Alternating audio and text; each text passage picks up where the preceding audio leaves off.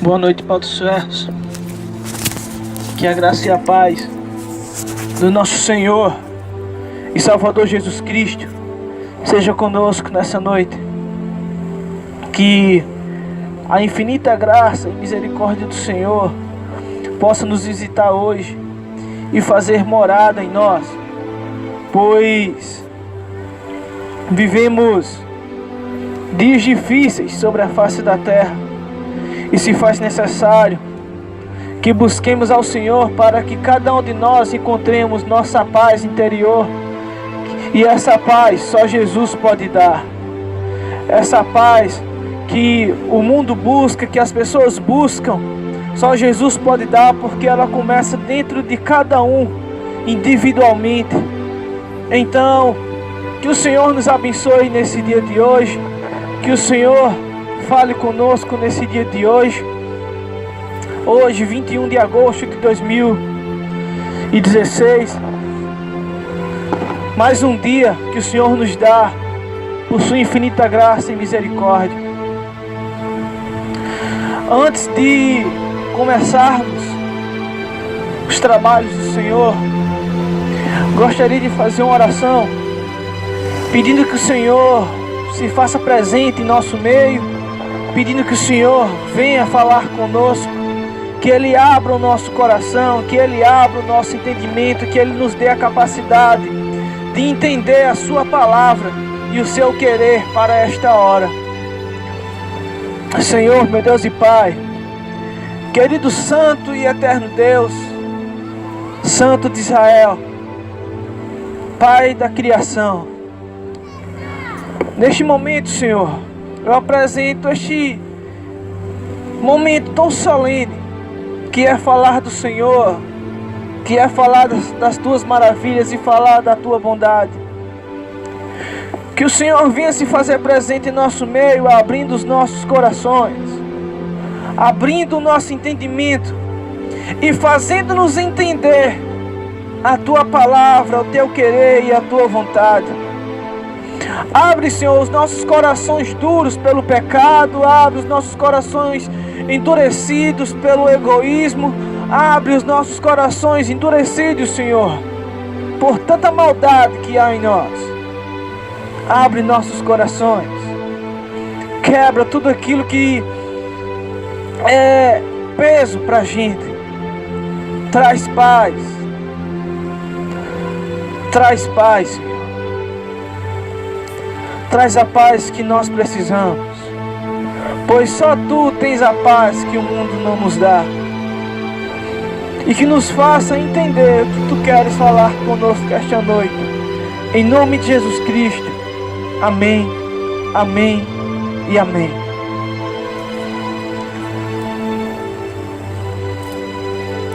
Pois bem, hoje o que nós iremos tratar é algo muito importante, pois trata-se de arrependimento ou morte. Trata-se de uma mudança de conduta ou um fim trágico. E a escritura que nós iremos ler hoje se encontra em Lucas capítulo 13. E eu gostaria de ler essa escritura agora. Evangelho de Lucas, capítulo 13. A partir do verso 1. E eu quero trazer hoje o máximo que o Senhor possa nos dar. Pois o tema por si só do que o Senhor quer tratar conosco hoje trata-se de arrepender ou morrer. Arrependimento ou morte.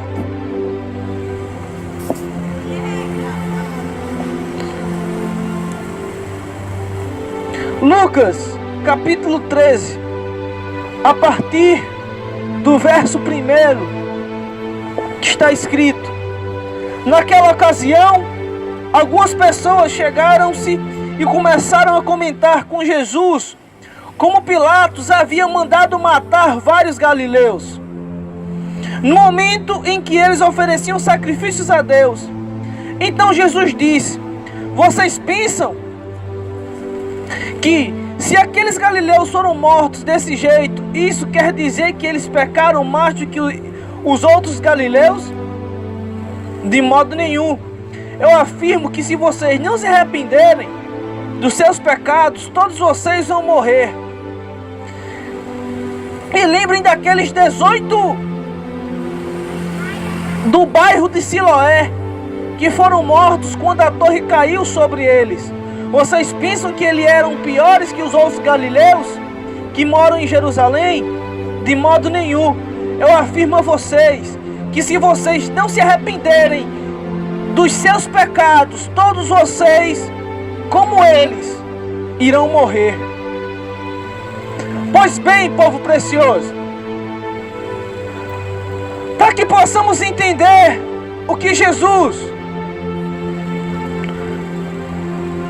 falou nas Escrituras Sagradas, e que Lucas, mesmo não sendo discípulo direto de Jesus, mas foi discípulo de Paulo, e segundo relatos de testemunhas ele escreveu esse evangelho. Vamos tentar entender o plano, ou o plano de fundo dessa mensagem. Nós sabemos que o povo de Israel era um povo próspero, até o dia em que eles pecaram contra o Senhor. Então o Senhor, como castigo e como cumprimento de sua palavra em Deuteronômio, dizendo que se o povo não fosse obediente aos seus mandamentos, ele entregaria o seu povo ao opróbrio, à escravidão. E o povo de Israel passou por mais ou menos 4 situações de escravidão.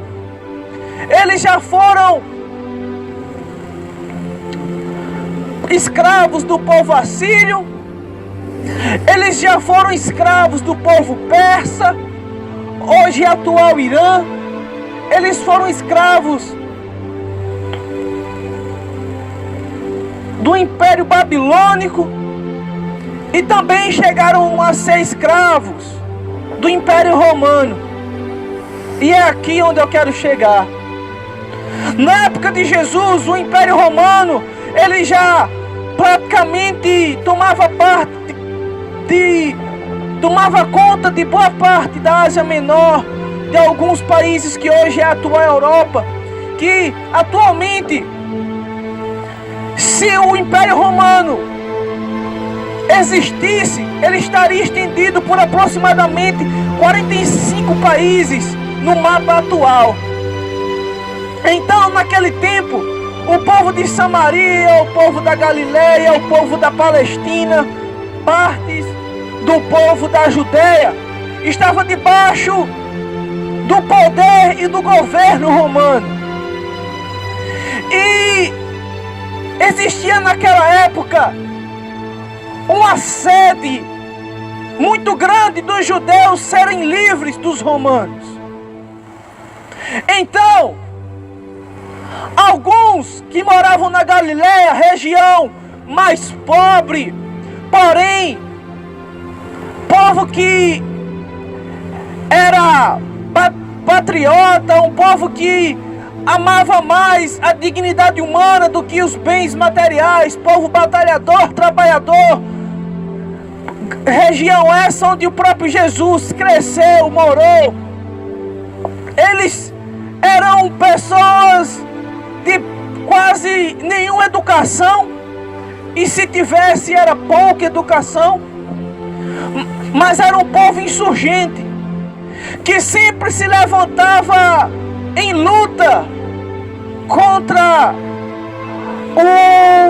a opressão romana imposta pelos Césares Augustos e por Pilatos, representante maior do Império Romano em Israel.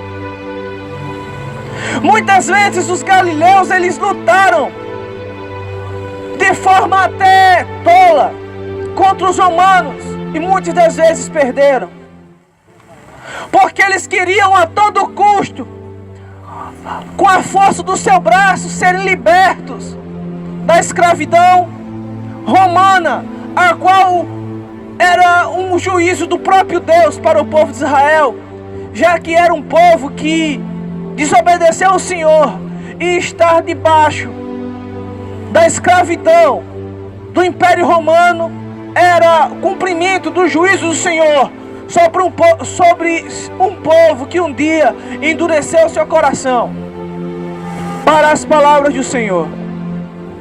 Então Jesus estava se dirigindo a Jerusalém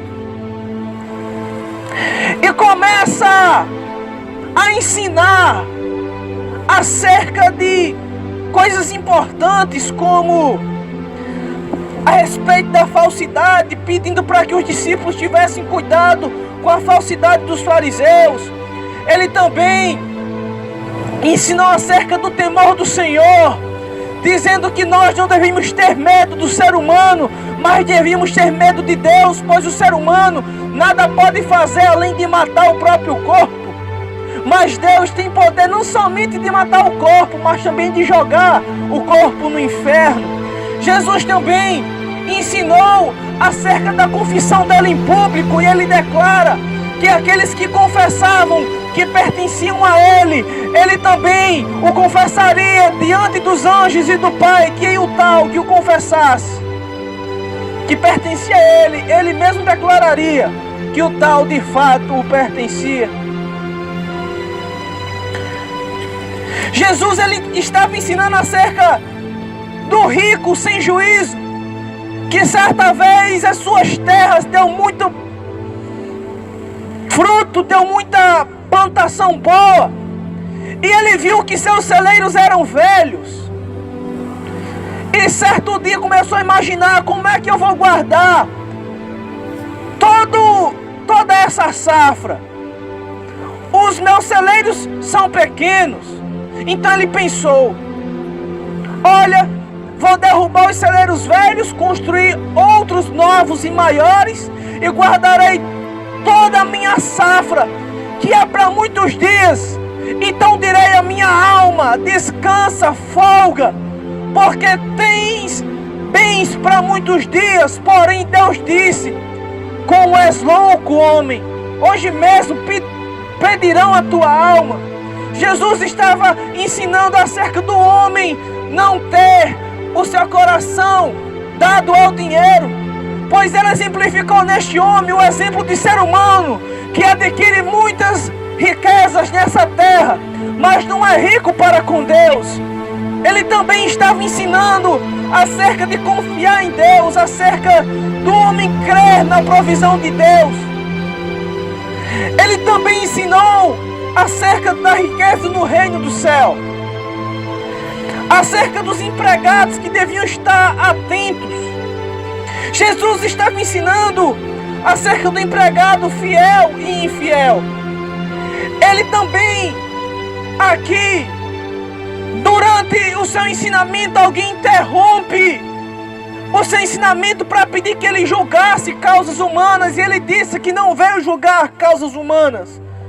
Jesus, ele também critica a incredulidade dos judeus, pois os judeus pediam um sinal, e Jesus reprova a atitude dos judeus. E Jesus também ensina acerca de ter paz com os inimigos. Enquanto ele discursava, alguém chega e diz: Jesus, você ouviu o que aconteceu? Alguns galileus estavam oferecendo sacrifício a Deus, quando de repente alguns soldados romanos, a mando de Pilatos, matou alguns galileus e misturaram o seu sangue com o sangue dos sacrifícios. O que tu dizes acerca disso, Jesus? Sabe, os judeus, eles queriam arrancar de Jesus algo que lhe interessasse, mas também que colocasse Jesus em uma saia justa. Porque se Jesus dissesse: olha, Pilatos agiu errado, lutem contra eles, Jesus agradaria aos judeus. Entretanto, seria tido pelos romanos como uma pessoa insurgente, alguém que iria trazer um grande alvoroço, pois Jesus ele já tinha uma grande influência na região. Afinal, ele era conhecido como o profeta da Galileia, já arrastava multidões, e os romanos e o povo e o clérigo judaico já o temia, porque ele tinha muita gente que o seguia. Então eles queriam que Jesus dissesse: Pilatos está errado, lutem contra ele. Mas Jesus não respondeu assim. Talvez eles esperassem as seguintes palavras: olha, o que vocês estão passando por causa que vocês merecem. O que vocês estão passando porque um dia não deram os ouvidos à palavra do Senhor. Jesus não disse nada que os judeus não queriam ouvir, e também não disse nada que agradasse os romanos. Jesus, ele repreende aquelas pessoas dizendo as seguintes palavras: vocês acham que pelo fato desses galileus terem sido mortos enquanto ofereciam sacrifício, eles são mais pecadores que os outros? De maneira nenhuma. Se vocês não se arrependerem dos seus pecados, morrerão de igual modo. Falando num português mais claro, muitas vezes nós vemos pessoas passando por situações difíceis, constrangedoras, e começamos a imaginar que tal pessoa está passando por aquele tal problema, por aquela tal situação, porque ela tem pecado, porque ela merece. Mas Jesus mostra que não é assim. Jesus mostra que todos os homens merecem o devido pago pelas suas más obras. Aqueles galileus eram galileus que certamente eram insurgentes, certamente eram de fato pecadores, não tinham certamente uma conduta lá tão religiosa. Entretanto, eles não eram piores do que aqueles que estavam ouvindo a palavra de Jesus. Jesus olha para eles e diz: se vocês também não se arrependerem, vocês morrerão da forma que eles morreram, de forma horrenda. Só que Jesus não para por aí. Jesus ele diz: vocês lembram lá no bairro de Siloé? Existia uma torre alta, e nessa torre trabalhavam 18 galileus. Enquanto eles construíam aquela torre desabou sobre ele, matando todos os 18 galileus. Vocês acham que pelo fato deles terem morrido de forma soterrada, agoniante, penosa, dolorida, eles eram mais pecadores do que vocês? De maneira nenhuma. Se vocês não se arrependerem, vocês morrerão da mesma forma. Jesus, num prisma realista e de forma muito contundente, estava deixando claro que todos os galileus, porque a Galileia existia uma espécie de miscigenação de povos, existia povos da Ásia Menor, povos gentios morando ali, alguns judeus samaritanos. Ele estava dizendo: olha, vocês acham que só porque eles são galileus, só porque eles não são tão religiosos, pelo fato de eles terem morrido da forma que morreram, eles são menos pecadores? Não, eles não são menos pecadores.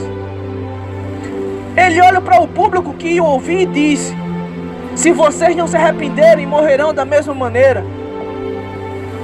Sabe, existem pessoas que estão ouvindo a palavra de Deus, que conhecem a palavra de Deus, vão à casa de Deus, como aquelas pessoas que seguiam a Jesus, estavam ouvindo o seu ensinamento, conhecia quem ele era, mas quando leva uma notícia para ela acerca da morte dos seus conterrâneos galileus, e ele conhecendo o coração do homem, eles queriam dizer que os galileus morreram da forma que morreram, porque eram pecadores. Jesus colocou todos no patamar de igualdade. Jesus disse: nem eles e nem vocês, nenhum é melhor que o outro.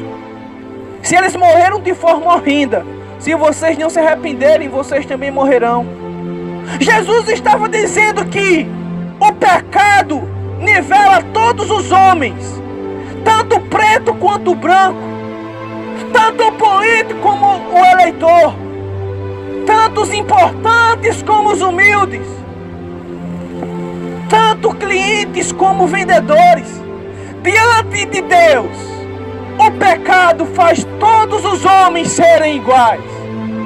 Então Jesus diz: se vocês não se arrependerem do pecado de vocês, vocês morrerão da forma que eles morreram, porque a morte veio sobre o mundo por causa do pecado do homem. Isso é para te fazer pensar. Porque existe algo bem interessante no livro de Amós, capítulo 3. Se eu não me engano, no versículo 3 de Amós, o profeta escreve as seguintes palavras: acontecerá alguma catástrofe em uma cidade se o Senhor não permitir? Aquela catástrofe que aconteceu em Siloé, a torre desabando sobre 18 trabalhadores, Deus permitiu. A matança de 18 galileus, a mandado de Pilatos, Deus permitiu. Mas Deus permitiu que essas coisas acontecessem por causa do pecado do homem. É como se Deus estivesse dizendo o seguinte: olha, hoje chegou o teu dia, você pecou demais, chegou o dia de você morrer. O salário do pecado é a morte. Deus vai e interrompe a vida do indivíduo. Então Jesus, trazendo à tona que todos os homens eram iguais perante Deus por causa do pecado, ele declara: se vocês não se arrependerem, vocês morrerão. E ele entra em uma parábola que me chama a atenção. Jesus, ele continua o seu ensinamento entrando em uma parábola, que é a figueira sem figos. Jesus, ele continua dizendo: então, Jesus contou uma parábola. Certo homem tinha uma figueira na sua plantação de uvas, e quando foi procurar figos, não encontrou nenhum. Aí disse o homem que tomava conta da plantação: olhe, já faz 3 anos consecutivos que não encontro nenhum figo nessa figueira. Corte esta figueira. Por que deixá-la continuar tirando a força da terra sem produzir nada? Mas o empregado respondeu ao patrão: patrão, deixe a figueira ficar mais este ano. Eu vou afofar a terra em volta dela e pôr mais adubo. Se no ano que vem ela não der figos, muito bem. Se ano que vem ela der figos, muito bem. Se ela não der, mande cortá-la. Jesus, ele começa a contar uma história bem interessante. E para que vocês possam entender, eu vou explicar a parábola e depois colocar na vida prática. Certo homem tinha uma plantação de uvas. E no meio dessa plantação de uvas, ele planta uma figueira. E isso não é normal, porque existe ali uma espécie de planta que difere das outras.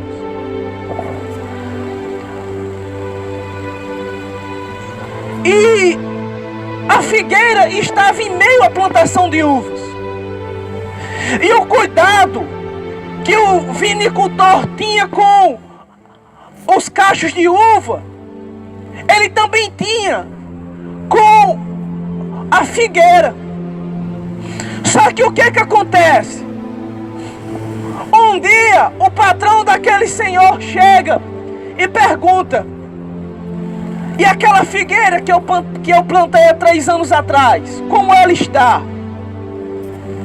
A figueira está aqui, e esse é o 3º ano consecutivo que ela não dá fruto.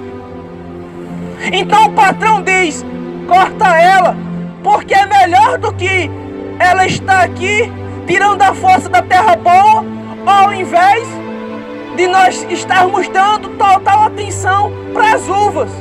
Afinal, aqui tem mais uvas do que figos. Na verdade, não existe figo, existe uma figueira sem figos. Mas o empregado, que representa Cristo, disse ao patrão: por favor, senhor, o patrão, deixe ela aqui mais esse ano. Eu vou cavar mais profundamente a terra, colocar mais adubo, regar com mais água, e veremos se no próximo ano ela vai dar fruto. Se der, tudo bem, ela permanece aqui. Mas se não der, vamos cortar fora. Sabe o que isso representa? Deus criou os céus e criou a terra. Ele colocou animais que voam nos céus e animais que povoam as águas. Na floresta ele colocou animais selvagens. Mas para viver em sociedade, em harmonia, ele criou o homem. Mas o homem, por causa do pecado, se tornou depravado. E ele é símbolo da figueira que não dá fruto. E a uva é símbolo do homem bom, do homem que dá fruto. A videira. Então o que é que acontece? Simbolizando bem, ou explicando melhor, Deus, ainda que nós sejamos pecadores, ainda que sejamos totalmente depravados e dados à maldade, Ele tem prolongado os nossos dias de vida. Quando nós não damos fruto, por causa da sua graça e da sua misericórdia. Nós, quando pecadores, depravados, devassos, escarnecedores, amantes de si mesmo, avarentos, somos como aquela figueira que há 3 anos não dava fruto. Mas Deus tem nos preservado, tem nos guardado, tem dado cuidados a nós. Isso é provável, pois no texto a Bíblia deixa bem claro que havia um vinicultor que cuidava da figueira. Então aquela figueira tinha cuidados especiais. Então Deus, Ele tem nos dado cuidados especiais. Mas nós, quando dados ao pecado, não damos fruto. Então, se nós não damos fruto, tem um alerta. Corremos risco de sermos cortados e jogados fora. João Batista, primo de Jesus, o grande profeta de Deus, disse as seguintes palavras: o machado já está posto no tronco de toda árvore que não dá fruto. Isso é de preocupar, porque essa figueira pode ser eu e pode ser você. Plantas que não dá frutos, que pode até dar sombra, mas que não dá frutos. Você já prestou atenção que quando as plantas desta praça A maioria delas já estão com seus galhos bem pesados. Algum jardineiro vem em poda, tira o excesso de folhas, e aquele excesso de folhas que não tem fruto vai para o fogo. Jesus, ele falou algo interessante: eu sou a videira verdadeira e vocês são os ramos, e todo ramo que está em mim não dá fruto, o meu Pai corta e joga no fogo. Olhemos para nós hoje, observemos se nós somos figueiras sem frutos, sem figos, e galhos sem frutos. Porque se somos figueiras sem frutos, se somos galhos sem frutos, existe uma sentença contra a nossa vida. Existe uma condenação pairando sobre nossa cabeça. Existe um tempo de vida prorrogado sobre nós, e dia e hora de nossa partida de sobre a face da terra nós não sabemos. Deus tem nos dado cuidados especiais, tem permitido que comamos das plantações que Ele criou. Ele tem nos permitido nos banhar e beber da água que veio dele. Ele nos tem permitido comer do melhor desta terra. Ele tem nos dado cuidados, e nós, o que temos feito para Deus? E nós, o que temos feito para o Senhor? Se nós não temos feito nada para Deus, existe algo interessante. A Bíblia fala que quando o homem peca, o Senhor o retribui com a morte, porque o salário do pecado é a morte. E Ele não se alegra da morte do pecador, porque o destino do pecador é o inferno. Mas Ele se alegra com a morte do justo, porque o justo pertence a Ele e irá fazer morada no céu.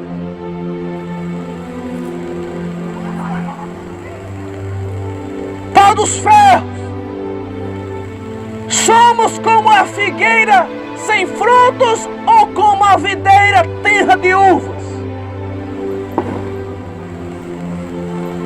Neste momento, estamos vivendo um momento muito importante da política. As pessoas, elas estão devotando fidelidade a candidatos, a homens totalmente falíveis, que fazem promessas e muitas vezes não cumprem. Mas Deus, que nos criou, que nos dá de vestir, que nos dá de comer, temos devotado fé a Ele, temos dedicado tempo da nossa vida a Ele. Quantos de nós muitas vezes devotamos tempo lendo livro de literaturas baixas, profanas, promíscuas, totalmente depravadas, e não devotamos tempo em ler a palavra de Deus? Quantos de nós muitas vezes gastamos muito tempo jogando videogame, praticando esportes, malhando, e nada disso é errado? Não, nada disso é errado. Mas quanto tempo da nossa vida temos dedicado a Deus?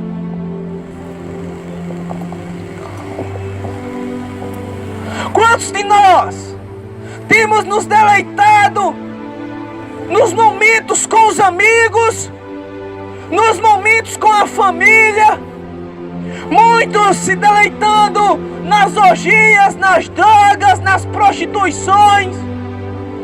E que vida, que tempo tem sido devotado a Deus?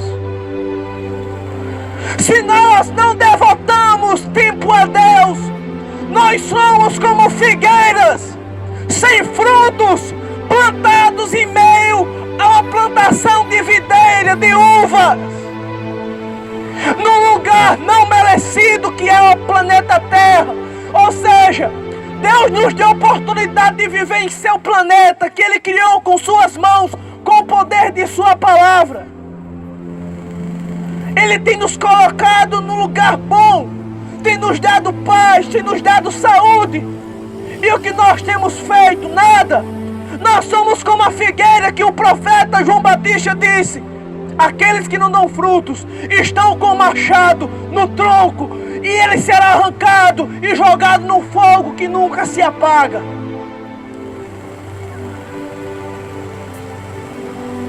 Jesus traz uma prorrogação. O patrão queria que a árvore fosse arrancada, mas Jesus diz: calma, dá mais uma oportunidade. Quem sabe ano que vem as coisas sejam diferentes. Sabe por que eu e você estamos de pé hoje? Porque Deus tem nos dado mais uma oportunidade. Porque Deus tem nos dado mais uma chance de fazermos diferente e termos uma vida diferente. É por amor do Senhor que estamos de pé hoje.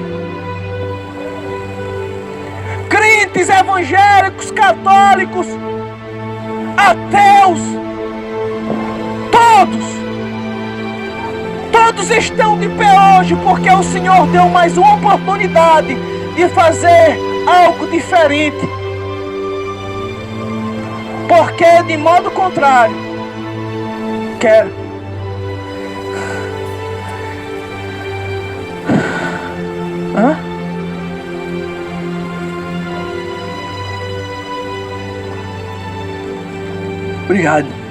Obrigado, evangelista.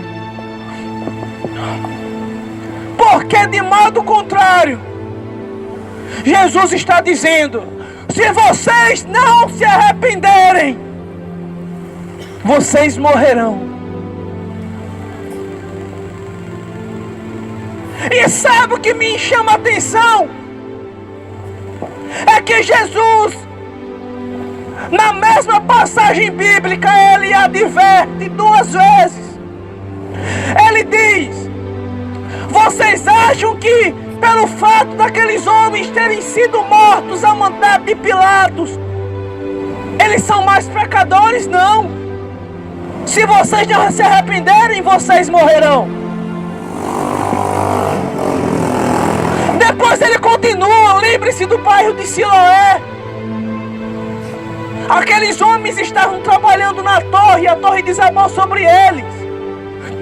Aqueles homens eram mais pecadores do que vocês? Não.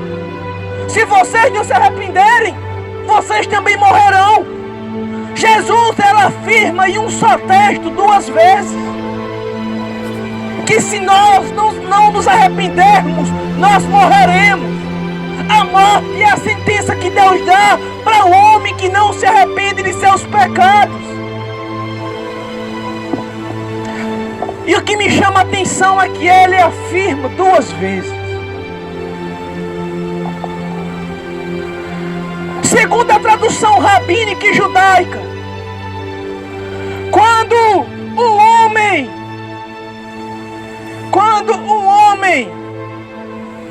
um rabino afirmava algo duas vezes durante a sua pregação, era algo que iria se cumprir. Quando nós lemos o Sermão do Monte, Jesus, ele fala sentado no monte e fala das bem-aventuranças. Segundo a tradição rabínica, quando o homem fala sentado, era sinal que sua palavra deveria se cumprir. Jesus, quando fala no sermão profético do monte, ele se assenta no Monte das Oliveiras, olha para Jerusalém e diz: em verdade vos digo que não ficará pedra sobre pedra que não seja derribada. Aproximadamente 40 anos depois, a sua palavra se cumpriu. A sua palavra se cumpriu. Ele determinou e sua determinação foi cumprida. Ele afirmou 2 vezes. E quando o rabino afirma que tal coisa vai acontecer 2 vezes, é porque rapidamente isso acontecerá. Somos pecadores. Somos homens carentes da graça e da misericórdia de Deus. E Jesus nos chama ao arrependimento, dizendo: se vocês não se arrependerem, vocês morrerão. Quando os judeus contestavam sua deidade, quando os judeus contestavam sua filiação com Deus, eles diziam: pelo fato de vocês não crerem em mim, vocês morrerão em vossos pecados. De fato, vocês morrerão em vossos pecados.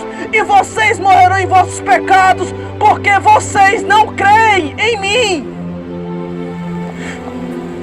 Nós temos pecados, e esses pecados nos levarão à morte, não somente física, mas espiritual. Quantos jovens nesta hora estão se embebedando? Quantos jovens nesta hora estão se drogando? Quantos jovens nesta hora estão pegando um carro, estão saindo alucinados pelas rodovias desta nação, estão capotando, matando pessoas inocentes e também morrendo? Estão morrendo em seus pecados, desonrando pais e mães.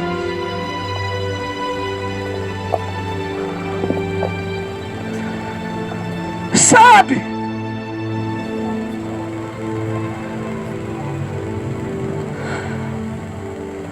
Quando lutávamos pela independência do Brasil, alguém gritou: independência ou morte. E eles lutaram por essa independência, eles derramaram sangue por essa independência. Eles lutaram, deram sua vida pela independência. A questão da vida eterna é arrependimento ou morte.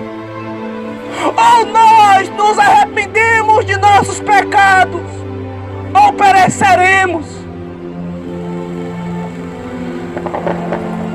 Hoje existe uma indiferença muito grande das pessoas para com o Evangelho de Cristo. Quando eu leio os escritos antigos, homens de Deus pregavam nas ruas e as pessoas se achegavam para ouvir. Hoje, alguém prega na rua, é chamado de lunático, é chamado de fanático, de alguém desvirtuado. Pelo fato do Evangelho estar sendo banalizado pelos falsos pastores. Dizem: é mais um ladrão. Mas lembrem-se, Jesus disse: ide por todo mundo, preguem o Evangelho, batizem, façam discípulos. Quando alguém faz isso, faz não porque quer, mas porque Deus incumbiu no coração do indivíduo essa missão. É necessário o arrependimento. Quando nós lemos a Bíblia no capítulo 21 do profeta Isaías, o profeta Isaías declarou: há um peso sobre a Síria, e Damasco ficará deserta e cheia de escombros. Quando olhamos para a Síria, hoje vemos refugiados fugindo para a Europa, vemos pessoas sendo mortas na guerra civil que já dura quase 4 anos, vemos crianças inocentes morrendo, o Estado Islâmico avançando na Síria, avançando no Iraque. O Iraque, que antigamente era a cidade que o país que o profeta Jonas chamou ao arrependimento. Esses países que estão sofrendo hoje no Oriente Médio, sofrendo estão porque um dia negaram a cruz de Cristo, falharam em se arrepender. E o Brasil tem negado a cruz de Cristo, tem negado, tem falhado em se arrepender.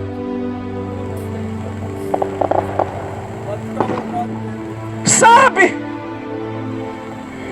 Cristo, Ele não está nos chamando a ir a um templo e dar dinheiro. Isso faz parte da liturgia bíblica. Mas o que Cristo quer de nós é arrependimento. Por causa do pecado nós estamos perdidos. Por causa do pecado nós somos instrumentos da ira de Deus, como Paulo fala aos Efésios. Por causa do pecado somos inimigos de Deus. Então Cristo, com o ministério da reconciliação, diz: arrependam-se dos seus pecados ou vocês morrerão. Arrependimento. Ele não pediu promessas, Ele não pediu ofertas, Ele pediu arrependimento. E é algo tão difícil. É algo tão difícil o homem encontrar no seu coração arrependimento. Sabe por quê? Porque o ser humano acha que é melhor que o próximo. Existem pessoas que, por causa que tem um terno da Calvin Klein, Louis Vuitton, um terno legal, um sapato legal, ela é melhor do que o cara que está deitado na sarjeta. Não. Por causa do pecado, todos nós somos iguais diante de Deus. Nós precisamos nos arrepender. Nós precisamos nos arrepender. Termos um encontro com o Senhor. Entrarmos no nosso quarto e dizermos: Deus, meu tempo já foi prorrogado. Me ensina a ter arrependimento genuíno em meu coração. Ensina-me a ser quem tu queres que eu seja.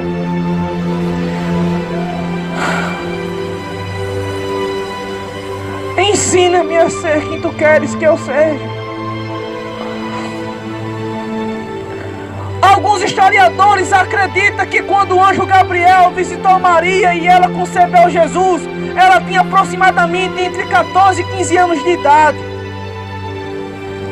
E quando o anjo disse que ela engravidaria do Espírito Santo, ela agradece a Deus e diz: que seja feita a tua vontade por meio da tua serva. O que Deus quer de nós é que nós sejamos servos, é que nós sejamos obedientes, é que nós atendamos o chamado ao arrependimento. Porque senão morreremos em nossos pecados. E se nós morrermos em nossos pecados,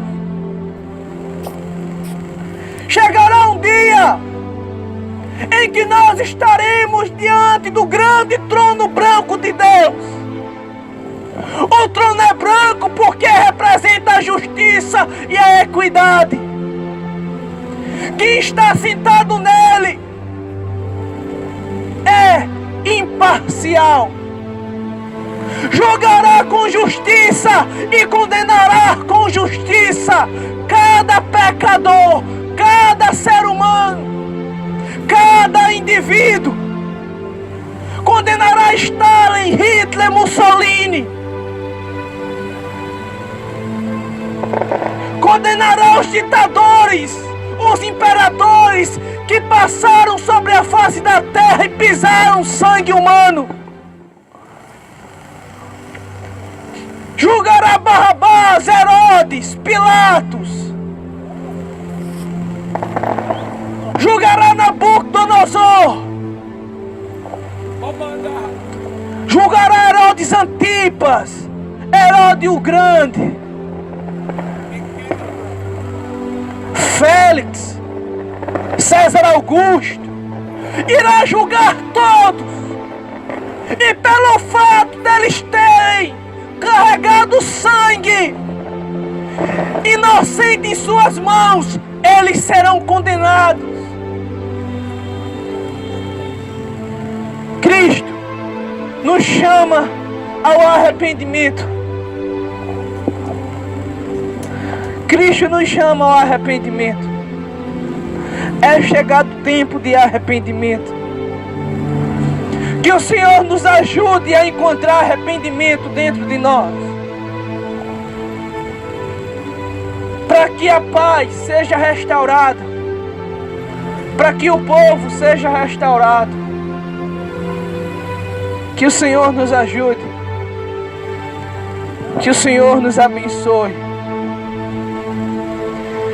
que a graça e misericórdia do nosso Senhor e Salvador Jesus Cristo e que as doces bênçãos do Calvário